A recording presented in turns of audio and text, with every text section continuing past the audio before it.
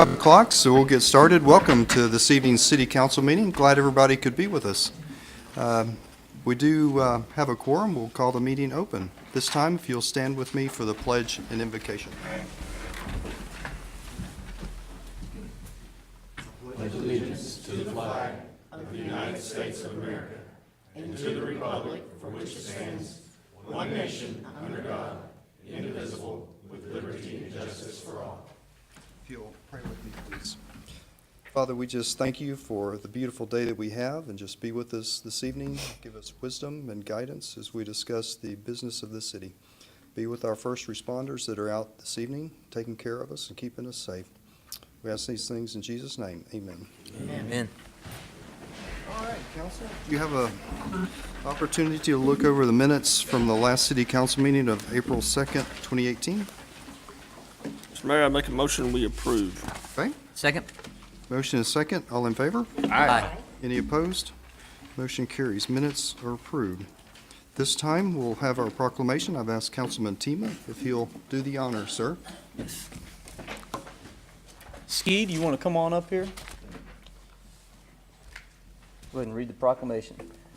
Whereas today's society is finding more citizens involved in motorcycling on the roads of our country, and whereas motorcyclists are roughly unprotected and therefore more prone to injury or death in a crash than other vehicle drivers, whereas campaigns have helped inform riders and motorists alike on motorcycle safety issue to reduce motorcycle-related risks, injuries, and most of all fatalities through a comprehensive approach to motorcycle safety, and whereas it is the responsibility of all who put themselves behind the wheel to become aware of motorcyclists, regarding them with the same respect as any other vehicle traveling the highways of this country, and it is the responsibility of riders and motorists alike to obey all traffic laws and safety rules, and whereas urging all citizens of our community to become aware of the inherent danger involved in operating a motorcycle, and for riders and motorists alike to give each other the mutual respect they deserve.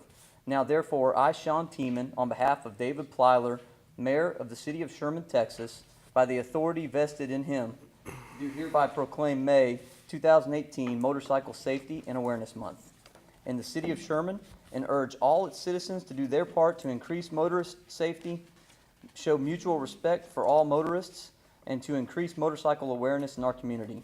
In witness whereof, I have hereunto set my hand and caused the seal of the City of Sherman to be affixed this 16th day of April 2018. Ski?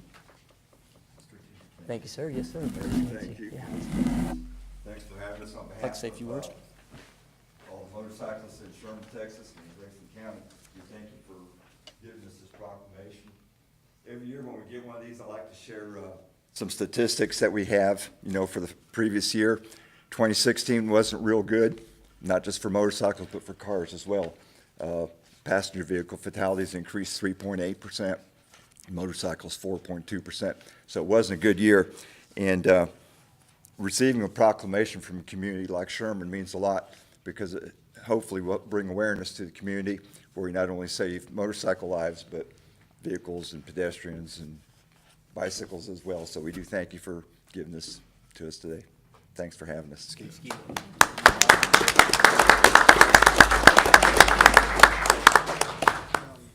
Just want to stay up here and have him down there. Okay. Hey, Y'all mind Hey, taking a guys. picture with them? picture. So let's just kind of all bunch up right here. And is that all right? No, it's signed. Oh, no, it's underneath, sir. There you go. Reading copy.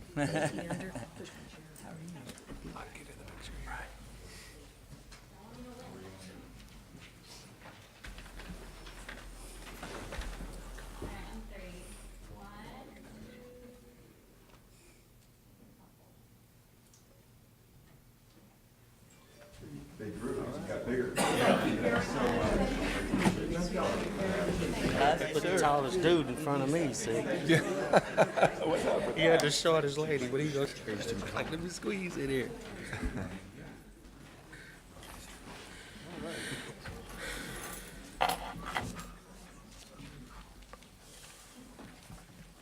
All right, at this time, we'll open public hearing. Linda, if you'll read C1 for us, please.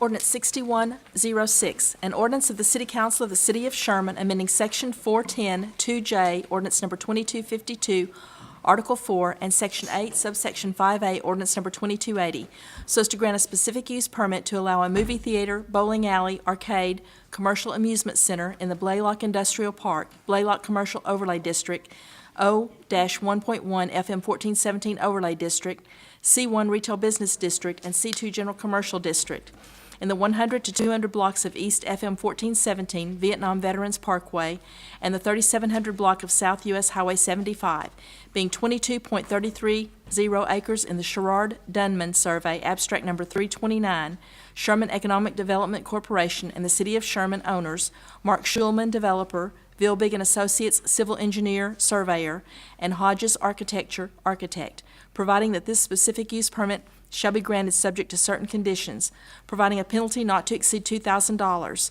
finding that the meeting at which this ordinance is passed was noticed and is open to the public as required by law. Thank you, Linda. Scott?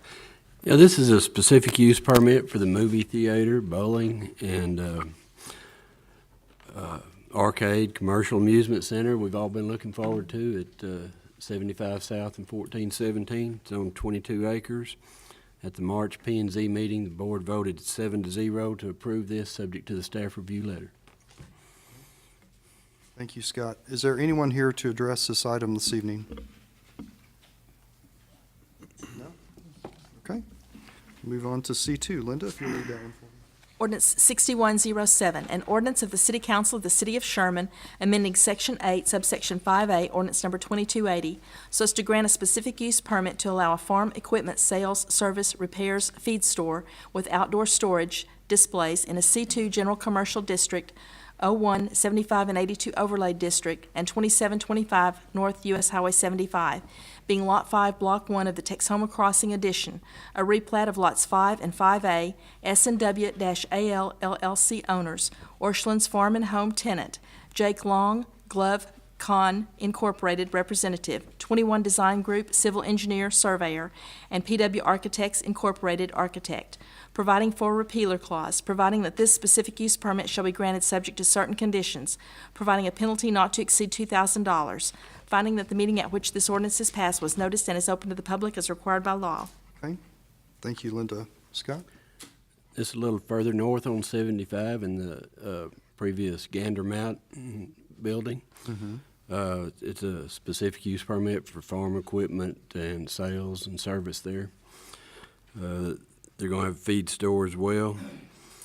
At the March meeting, P&Z voted 7-0 to approve this, subject to the staff review letter. Okay. Thank you, Scott. And we do have Nicholas Orchland here this evening. Nicholas, welcome. You want to say a few words about your new facility here? I'd just like to thank the City of Sherman, Scott, for being very helpful. Everybody was just easy to work with and make my job a lot easier. So thank you. We are looking forward to being up and running. Okay. Thank you. All right. Is there anyone else to address this item this evening? Okay. Thank you. Nicholas, thank you for being with us. All right. Linda, if you'll read C3, please.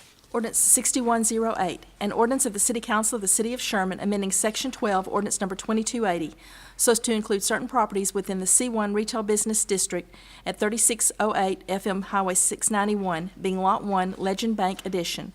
Legend Bank N.A. owners, Todd Young, Young Enterprises representative, Legend Bank tenant, Conduit Architecture Plus Design, LLC architect, and Freeman Milliken Incorporated engineer planner, providing for a repealer, finding that the meeting at which this ordinance is passed was noticed and is open to the public as required by law. Thank you, Linda. Scott? Yeah, this is a zone change on the far north end of town on 691 to go to C1 to allow the Legend Bank to be built there. Had one abstention at P&Z, and they voted 6-0 to approve, subject to the staff review letter. Okay. Thank you. Is there anyone here to address this item this evening? If you'll read C4 for us.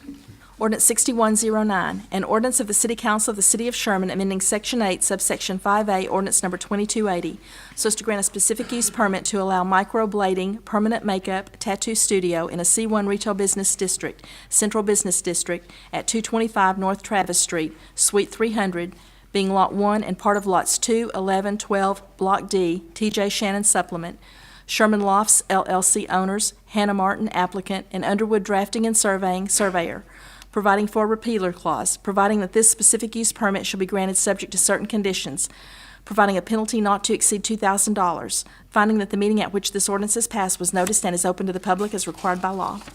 Thank you. This is a specific use permit downtown to allow a permanent makeup studio in the C1 Business District. The board voted 7-0 to approve this, subject to the staff review letter. Okay. Thank you, Scott.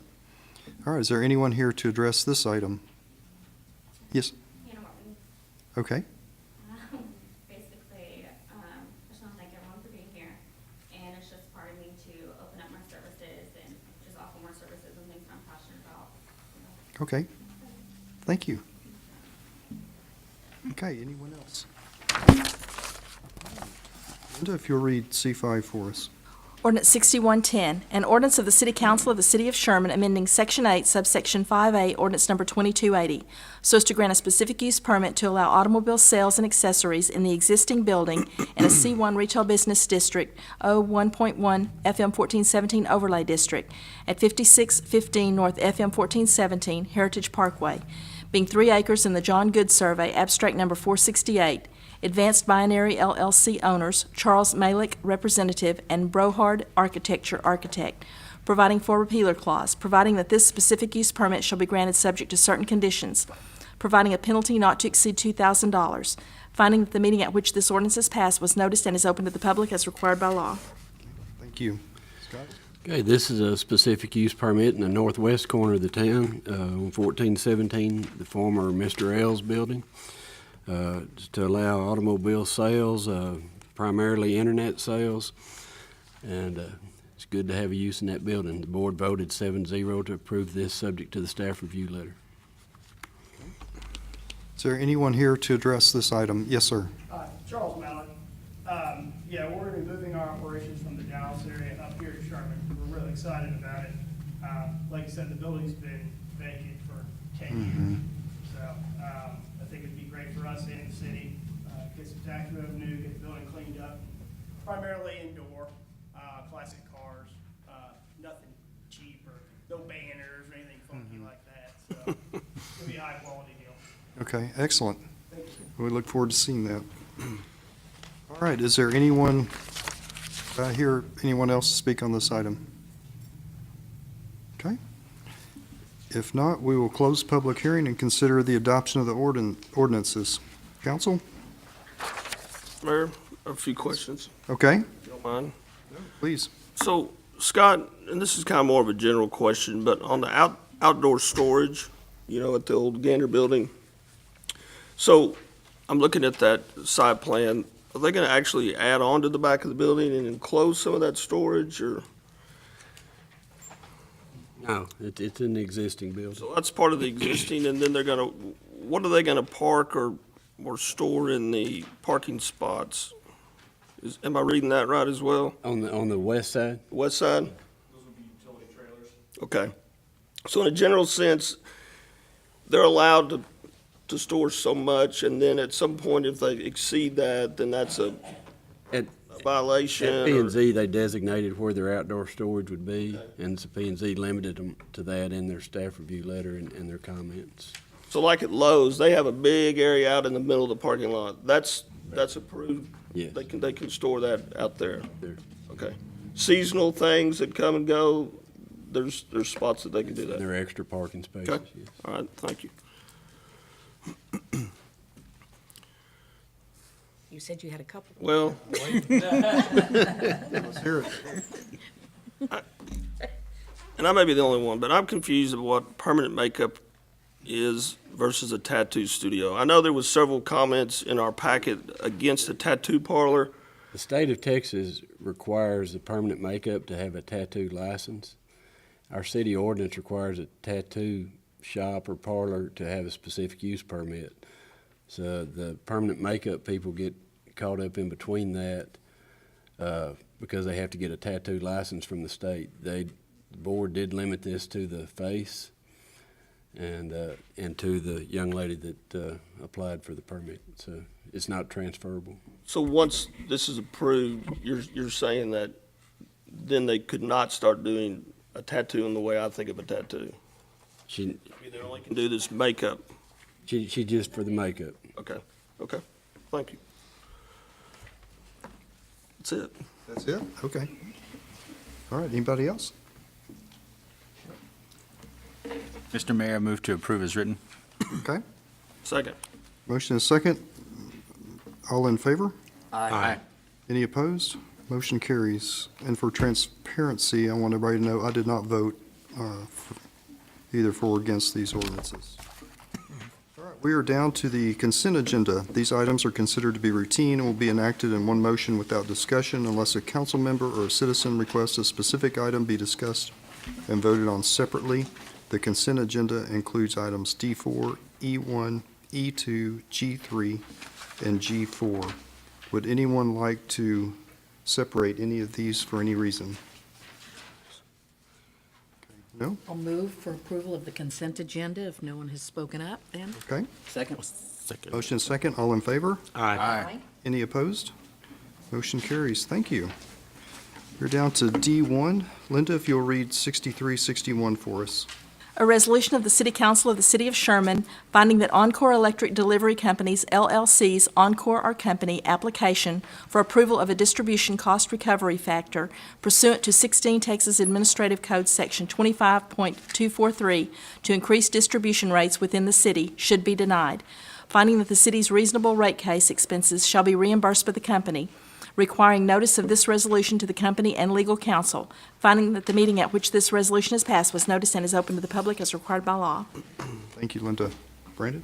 Yes, Mr. Mayor and Council, this is the resolution we see, I think, at least annually from our Encore Steering Committee. Legal counsel has advised us to deny Encore's application for a rate increase, and we're following that advice. Okay. Thank you, Brandon. Council, any questions on this item? Okay. Can we get a motion? Make a motion that we approve. Second. Motion second. All in favor? Aye. Any opposed? Motion carries. Thank you, council. All right, Linda, if you'll read D2. Resolution 6362, a resolution of the City Council of the City of Sherman authorizing submission of an application for the staffing for adequate fire and emergency response SAFER grant awarded under the U.S. Department of Homeland Security Federal Emergency Management Agency, FEMA, to fund the hiring of new additional firefighters for the Sherman Fire Department, designating the city manager as the authorized official to accept, reject, alter, or terminate the grant on behalf of the city. Finding that the meeting at which this resolution is passed was noticed and is open to the public as required by law. Thank you, Linda. Chief, welcome. Thank you. We come up here often. That's a good thing. Mayor, council, we're seeking council approval to submit an application for the Staffing for Adequate Fire and Emergency Response, or SAFER grant, awarded under the U.S. Department of Homeland Security, FEMA, to fund the hiring of 6 new additional firefighters for Sherman Fire Rescue. The U.S. Department of Homeland Security is accepting applications under this grant program to provide funding directly to fire departments to assist in increasing the number of firefighters to help communities meet industry standards and attain staffing for adequate protection and fulfill traditional missions of the fire departments. If awarded, Sherman Fire Rescue would use this funding to hire these additional firefighters. Hiring of these firefighters would be the start of addressing future staffing due to growth of the city, increasing call volume, and the future need of an additional fire station. This grant will fund 75% of the actual cost incurred in years 1 and 2, and 35% in year 3. Estimated annual cost to the city would be approximately $110,000 per year for years 1 and 2, and approximately $300,000 for year 3. A significant offset to these costs would be realized through the reduction in overtime for Sherman Fire Rescue. I'd be glad to answer any questions if you have any. Once you get approved for that grant, are you bound to it for the entire 3-year window, or is it a year-by-year? It's 3 year, yes, Yeah, you're, okay. you're bound to 3 years, the first 3. And, Mr. Hefton, would you see any problem with us being able to, I know after year 3, we would take on the obligation of continuing to pay these staff members. Do you anticipate, I know we're looking 3 years out, would that be Yeah. any difficulty? I mean, as things stand now, this is part of our operational plan to staff up for station number 6. One of the things that I'd asked Chief Jones to do as part of this is just go back and look at runs over the last several years. And one of the things I didn't realize until I'd asked him to do this is that our runs have actually increased nearly 15% over the last 2 years. So in addition to our city growing, our city hasn't grown at 15% over the last 2 years. So the runs are increasing at a greater rate than our population is increasing. So when you add that to the fact that we are growing in population, our plan is to have a Station 6 somewhere in the west side of town, most likely, to handle the growth that's happening on that part of town. So as things stand today, we would plan to hire these folks anyway. The timing of us doing this is really based on the grant application deadline. Normally, we would make this part of a budget, our budget talks, which we'll still be having those beginning next week, actually. But the deadline for the grant is application, I think, is next week. April 27th. Which is the date of our budget planning meeting. So we'll hear on this grant, I think, in June, July timeframe. And if we don't get the grant, there'll be another discussion to be had about, okay, how many people, do we add people, how many, how do we pay for it, those sorts of things. So I know that was a long answer, but I think you guys needed some background on kind of our thinking through it, so. I'm in favor of any time we can get money from somebody else to help pay for stuff. Exactly. Yeah. You know, if we can get the federal government, then that's great. Robbie, I do have another question about that real quick, sorry, but as we're getting closer to this budget workshop, if we accept this application or go forward with this application, do we have the option of, like if we get down to the wire and we go, hey, it's gonna be a difference of us either paying for these people or giving our guys a raise, do we have the option to not move forwards with this application at that point? So let me answer that in 2 ways. One, we would find a way to do both. Okay. And just make adjustments in our plan. Really, year one, the ask for year one is $110,000. We believe it's an important enough issue that we would just take 1 day, that is equivalent to 1 day of reserves in the general fund. And I would say if it came down to an either or, I would take 1 more day out of reserve funds than cut either this or cut raises for somebody. So, maybe that's the answer that you need is we're going to find a way to make this work. Perfect. And we're in shape financially where we have that. I just was making sure we weren't gonna do a this or that scenario. No, so. that should not be the case this year. Thank you. You ready for, okay. Yes, I will yes. make a motion that we pass 6362. Second. Motion is second. All in favor? Aye. Any opposed? Motion carries. Thank you. Thank you, Chief Jones. All right, Linda, if you'll read 6364 for us. A resolution of the City Council of the City of Sherman authorizing execution of an agreement with David and Tracy Downtain doing business as Risen Properties LLC under the City of Sherman's Central Business District Historic Building Restoration and Improvement Grant Program for improvements to 328 through 330 West Lamar Street. Finding that the meeting at which this resolution is passed was noticed and is open to the public as required by law. Thank you. Nate, good evening, Nate. Mr. Mayor, Council, thanks so much for speak tonight. This is our second application that we received for our downtown facade grant for the 2018 fiscal year. We do have Mr. Downtown here. He can answer any questions about the project specifically, but it met all of our requirements as we have them laid out in our packet that we give out to people, and certainly because of A, the location, and B, the historical significance of this particular building, it was one we wanted to bring to council and give you guys the opportunity to weigh in on. David, did you want to come up and say a few words about kind of what you plan to do? Sure. Mr. Mayor and council, we appreciate your consideration on this matter. We have submitted the application and feel like this is an ideal property for the public-private sector investment, joint investment, or restoration of the building. This particular building is located at Rusk and Lamar. It's the old Porterfield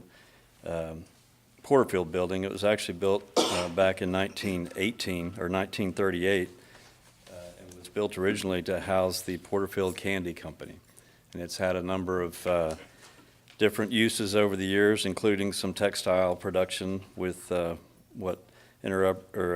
textile production and some other tenants along the way. It's currently operating today with multi-tenants, and so we have some tenants downstairs, a bail bonds, a fitness club, and a IT company located upstairs. Our plan for the building is to do some exterior renovation, some infrastructure updates, some electrical and plumbing enhancements, HVAC, and quite a few exterior upgrades, including awnings and new stairways, fire escapes, replacement windows. Pretty comprehensive plan. We're making a major investment, and we really seek to align with you guys on the improvement program. I have included in your packet, hopefully you received them all, we have some details of our projected cost, as well as some elevations and renderings of the project at hand. Ultimately, we will be adding some loft apartments to the unit, or to the building, but we've excluded the specific costs of the residential lofts from our application. Be happy to answer any questions. I think it looks great, especially the back parking lot, because that is one of the holdups for that building and has been for a long time. Yeah. So the exterior elevations there show the parking lot with some landscaping, some lighting, of course, a new stairway, and cleaning up the back of the building considerably. So it will dramatically change the aesthetics, especially, well, really all the way around. We've got a pop-out curb with some planters out front as well, and some curbside parking. So overall, it will, and that's, kind of considered the gateway into the central business district there, coming up Lamar from the highway. So we believe it'll be a great benefit to the city and a good project for us as well. It's nice to see someone trying to preserve some of our old buildings downtown, bring them up to today's standards. Well, I agree. Thank you, David. Thanks, David. Any other questions? Okay, Mr. Mayor, I move to accept as written. okay. Second? Motion second, all in favor? Aye. Any opposed? Motion carries. Thank you. Thank you, David. All right, we are down to change order number 2 on F1, West Canyon Creek Extension Project, Lynn Vessels Construction, $20,434.07 decrease. Sorry, Mr. Councilman Steele. Please ask engineering Clint. So this is a final change order and final payment approval. This project, we've actually opened the road several weeks ago. We've gone through and finalized all the contracts, and we realized some cost savings and some things. One of those was some grading along the ditch, and then some of the sign work and that type of thing we were able to do in-house. That created some savings. So Clint, obviously this is a decrease, but am I reading this right? Earlier, we had an increase of $367,000. Correct. So it's a net increase of $347,000 on the overall project. Yes. About 16% of the total cost? Okay.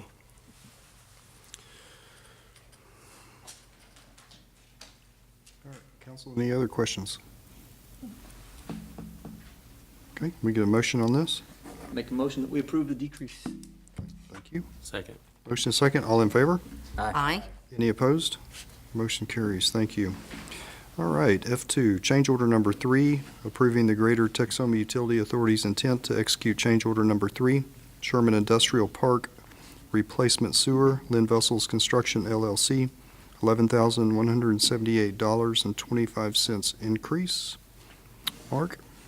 Yes, sir. This is the change order for the industrial sewer we're constructing out into the Blaylock Industrial Park to increase the capacity for the major sewer out there.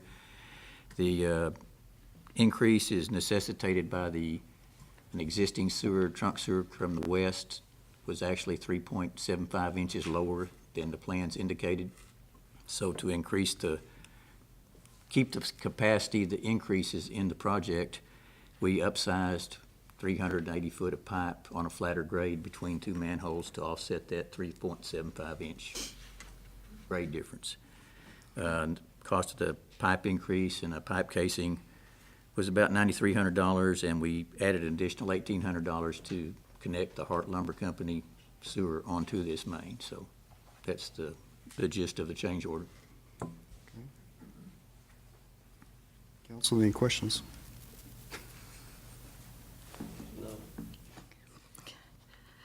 All right, can we get a motion? I make a motion that we approve change order number 3, F2. Second. Motion is second. All in favor? Aye. Any opposed? Motion carries. Boy, it gets quiet when we get to change order section. F3, change order number 3, approving the Greater Texoma Utility Authority's intent to execute change order number 3, Sherman Water Treatment Plant Expansion Project, MWH Contractors Incorporated, $159,518 increase. Mark? Yes, sir. It just keeps getting better, doesn't it? This is a change order. This consists of 11 different items. All of these items were concur with the philosophy we have in building the plant right now, is that anything we do for a change, our goal in that change is to make a safer structure or a safer work environment for the personnel, to provide for maybe a more efficient operation of the overall plant or in each of the individual processes, and to downgrade or eliminate any future O&M problems that we see might be coming that we can remedy by doing something during the construction process. We think each of these changes meets these requirements, meets our goal of making for a better end project. We realize it is raising the cost of the project, but we think that cost is going to be, I guess, downplayed by future, limiting future liabilities that could occur if we don't do some of these changes now. So I guess that's the gist of it. One of the major costs in there is a $41,000 increase in a valve, but that cost is due to one of our requirements in our bonding process with the Water Development Board, that we have to use American-made iron and steel in the equipment that goes into the plant. And that one change, by having to have a valve made in the United States with American iron and steel, raised the cost of that single valve by about $41,000. So that is a major component, but it is something that we, on the long run, we save money on our bonding capacity, but we have to spend a little bit to do it. Council, any questions? I've got a Go ahead. I'm not a construction person, so I don't understand. This is a huge amount of money to have missed. And I don't understand, maybe I need private lessons on this, on how come they didn't catch this when they did their original bid and this was all started. I can understand, maybe increase a little bit or decrease a little like the first two, but this is an enormous amount of money. Did they not know we had to buy an American-made valve? Yes, ma'am, we. Oh, okay. Well, that's my question. I mean, there doesn't seem to be any accountability. And once we're in the project, somebody tells us we have to change the valve, so we have to. I mean, whoever put it together, the bid package, the engineer, was that not brought to the attention when we were in the design phase of this? The process when we bid the original, going back to the valve, when we bid the original valve, we thought that it met the qualifications to do it. Right. And then when we found out it didn't, we went to the water board to try to get a waiver. So I have on this project about $818,000 increase to date. And I don't know where we are, if we're over halfway finished with that project or close to it, but at this rate. And I don't remember what you said our variance was, a 5% or that we had built in there already for? Yes, sir. Yes, please, Sure. come through. I'm sorry. Thanks for having me. So we issued 9.7% in contingency. Normally, we would go for something larger, but as you'll recall, the last bond issue for this project took place right after it was bid. We were teed up, ready to go, and so we had a little more confidence in bringing that number down to the 9.7%. Okay. And right now, we're at just a hair under 3.5%. Yeah, I may round it up. I had us at 4%, but so I can have we're bad getting math. close to that. So what do we do at that point? I mean, at this pace, we're gonna quite possibly exceed that 9 point. I mean, we just continue on, obviously, but I we're don't still on think the hook we're for that, or done with change orders by any means. So I'm not going to sit here and tell you that today. But we are at about 50% of the way through the project as far as billings go. A large part of the submittal reviews and shop drawings and things of that nature have been submitted. So a lot of these, when you actually get the final equipment suppliers in place, then they start pointing out flaws. And there's 2,400 pages between the specs. I understand it. And so they start. So I don't think we're going to get to 9.7% personally. And I understand completely, but when you look at 818,000 on a $23 million project, it doesn't look as significant, but it's 818,000. And when you look at these three change orders, these three projects that we've approved today, that's a total of $1.2 million increase, and on three projects. And I just think that there ought to be a little more insight or a little more upfront diligence on how we're bidding, and if we're just getting the lower bidder just to get them in there, and then we've got a $1.2 million increase on these projects. Yeah, I think, Clint, correct me if I'm wrong on this one. On the first change order for Canyon Creek for 300 and some odd thousand, wasn't that them doing the utilities instead of us doing that in-house? Do you remember? That change order was, we decided to reroute the storm drain into the existing regional detention pond instead of through Carriage Estates. Gotcha. Was a big piece of that. Yeah, so that one, that particular one was one that so some of these change orders are initiated by the contractor, and some are initiated by us after we have conversations about better ways to do things or ways to minimize the impact of the project to long term. So that particular one was us, for instance, looking out for the park that we're about to build and making sure that we can utilize all of the space that we needed to on that park. So by rerouting the flow of the storm drain. So we are sensitive as well, very sensitive to the change orders, but half of these are initiated by staff as better ways of, I think, handling things. I too had 800,000 is a big number. I don't care how big your project is. That's a lot of zeros, and so we're very sensitive about that as well. What we do try to do is build in what we know will be contingencies on a project of any scope. Did the same thing on the library. We have contingencies built into the fire station. So there will be contingencies, things that just come up that we didn't anticipate at the time of that we let go of the engineering drawings. But what we do hope is that we're staying within the 9.7%. or I think the library contingency was about 4% or 3 or 4%. 3 or 4%. Which is very small for a remodel job. So we are sensitive to it and are trying to manage those the best we can. But these things, we're going to have some of these, I guess. I just want to make sure that we're being, transparent to our citizens, and they're not, that they don't get the idea, okay, we've approved it, we need this. The water treatment plant, we need the update of it, that's for sure. That's not the problem. But then you get someone who says, oh, well, I can do it for this amount, and then later on, it's like, oh, by the way, we need to add on, and we need to add on, and Yeah. we don't want to, we sometimes feel like we're just kind of being, deceived a little bit with all these change orders. And so I just want to make sure that we're transparent, that we are doing our best to keep the costs down for our citizens. And there's no way to sugarcoat a change order like this, so but just to that point, I believe, I'm shooting from the hip here, but I believe they left $2 million on the table between the low bid and the second bid. I'm not saying that makes any of this easier to swallow, but just wanted to. Drew or Mark, can you just walk us through the process of how the change order is evaluated from a professional standpoint before it comes to us or to the city staff? Well, a change order can come from the contractor or the engineer or the staff. Whoever proposes it, the project engineer, number one, reviews it. Drew reviews it from GTUA.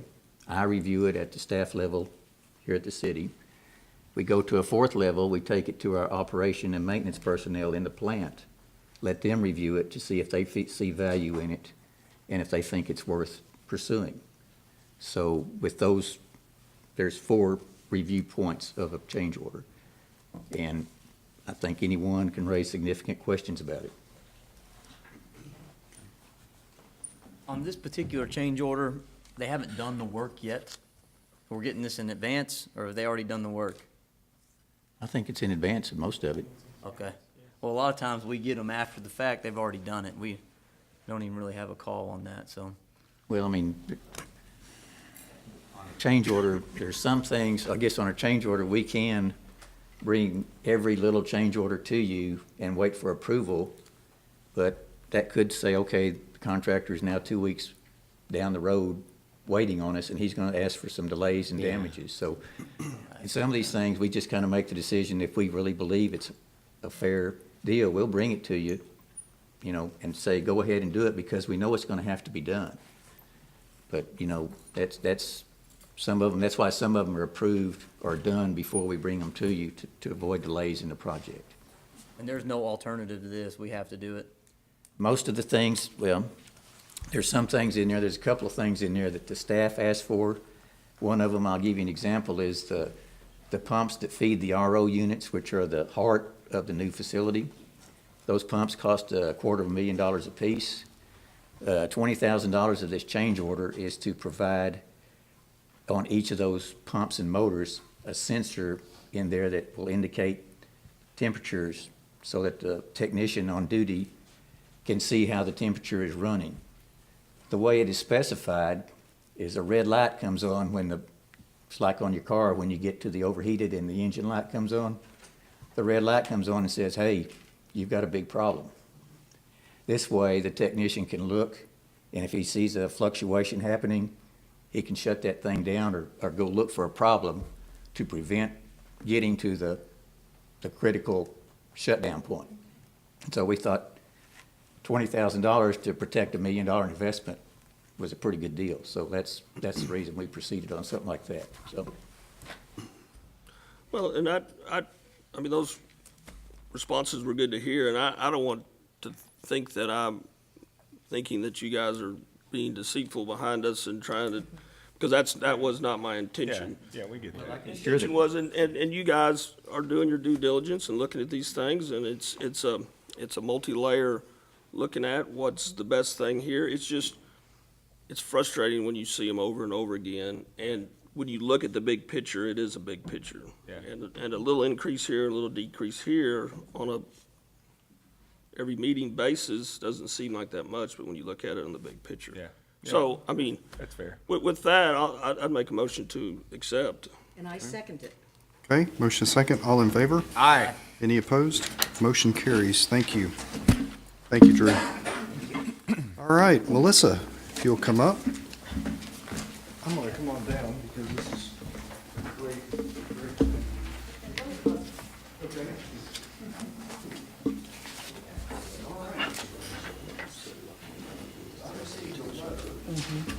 Understood the mark. Congratulations to the city of Sherman. The Sherman Public Library has been awarded the 2017 Texas Achievement in Library Excellence Award. Libraries awarded this honor were required to meet a high level of excellence in programming and services. To be considered, recipients were required to demonstrate quality services across 10 criteria. This year, only 52 libraries out of 548 Texas public library systems were awarded this honor. This means your library is in the top 10% of public libraries in the entire state of Texas. Please accept our sincere congratulations to a city which values and provides quality library services and programs for continued education and personal enrichment of its residents. So with that, we have a great plaque here, 2017 Achievement Excellence in Library Award. I'm going to present this to you.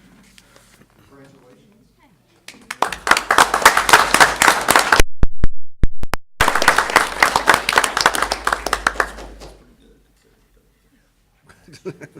That's a good job. Thank you so much. Receiving this recognition is special to us because acknowledging that we provide more to the community than books is important to us. With a staff of only 9, and this year we've had to show a lot of flexibility and creativity in our programming. And so we were still able to do story times for toddlers and babies. We did the summer reading program. We did the preteen reads. We did Monday Madness. We did the teen advisory group. We taught computer classes at the senior center. And we did the young readers gardening program. And we also did outreach to some of the schools, and we did things with other groups as well. And this was in addition to our regular services that we provide and just people coming in. And so, again, with our small building and our small staff, it is impressive that we provide all of the things that we do. And so it is nice to be acknowledged for that. Thank you.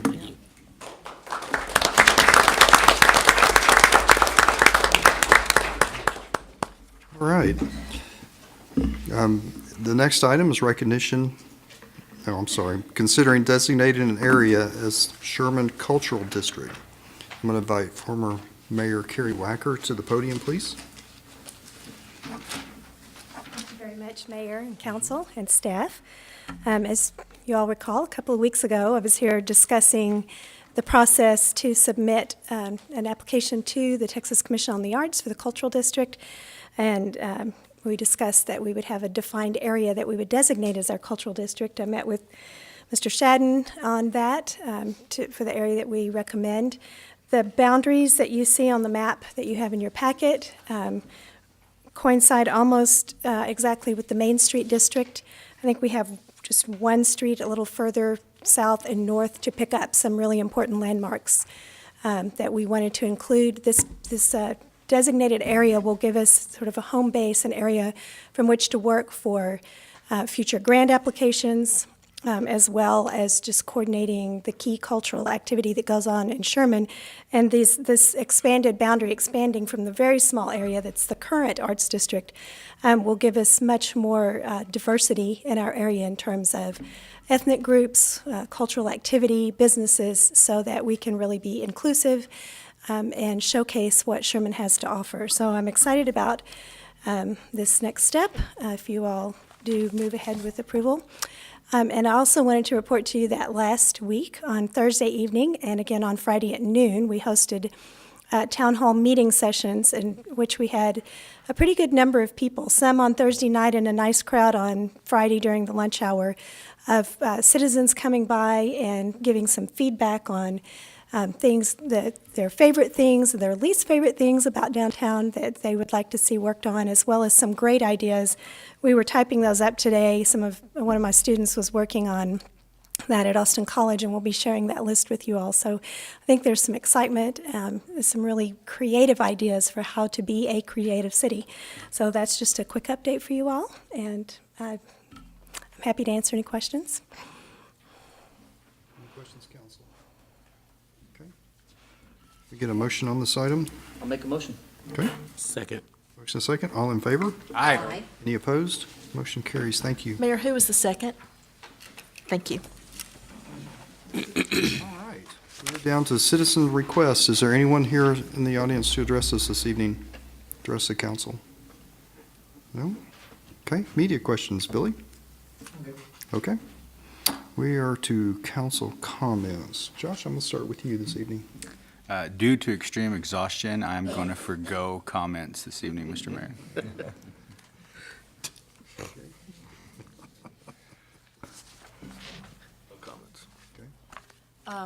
I want to compliment the group of individuals who put together the Jazz Festival this past weekend.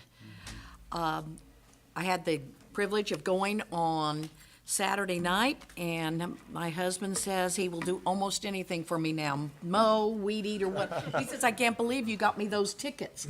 And he was thrilled to death. There was a great turnout, and they hope to make it an annual event. And it was especially nice to be able to meet Doc Severinsen. And I just wish I thought I had half as much energy as that man has. His age, At yeah. his age, in his 90s. So congratulations to those who put the festival on.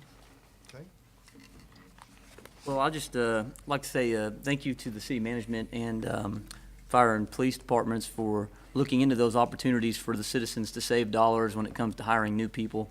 There's no doubt that we're going to need new guys in our departments here in the next several years, so it's always good when you can leverage those grant dollars there and help save the citizens money. And then motorcycle awareness, creating the Motorcycle Awareness Month. That's something that I definitely enjoy because I not only ride bicycles, but I also ride a Harley. And if I would have remembered that was going to be on our agenda tonight, I would have wrote it tonight. But I know those guys have already taken off, but I'm going to have to jump in with them at some point. So, and that's all I've got. I just want to apologize for not making it to the City Hall, the meeting that you had, because all that's happening within my district. So I had a sick father-in-law, so I get to sit down with you and go over it a little bit more in depth. Okay. Thank you. All right, just a few announcements. The Sherman Symphony Orchestra will hold its annual spring concert on Saturday, April 28th, right across the street in beautiful historic Kid Key Auditorium. The featured composer for this event will be Tchaikovsky, so it should be a phenomenal night of music. Very good. Next, the Sherman Parks and Rec will host another skate park community meeting at 6 p.m. Thursday, May 3rd at their office in Martin Luther King Jr. Park. Our consultants will reveal the design concepts for our new skate facility in Hom Park, so don't miss out. Finally, our next Coffee with the Mayor will be held on Friday, May 4th at Gents Barbershop in downtown Sherman. Our guest next month will be Dr. Jeremy McMillan from Grayson College. He'll be filling us in on the exciting things they've got going on at his institution. So I encourage everybody to come out and be a part of that. All right, the City Council will now hold a closed executive session pursuant to the Texas Open Meetings Act at Section 551.071 to consult with the city attorney concerning pending or contemplated litigation and on a matter in which the city attorney's duty under the Texas Disciplinary Rules of Professional Conduct of the State Bar of Texas clearly conflicts with this chapter at Section 551.074 to consider appointments to the Sherman Higher Education Finance Corporation, and at Section 551.087 to deliberate regarding economic development negotiations. So at 5:55, we'll go into executive session. Thank you.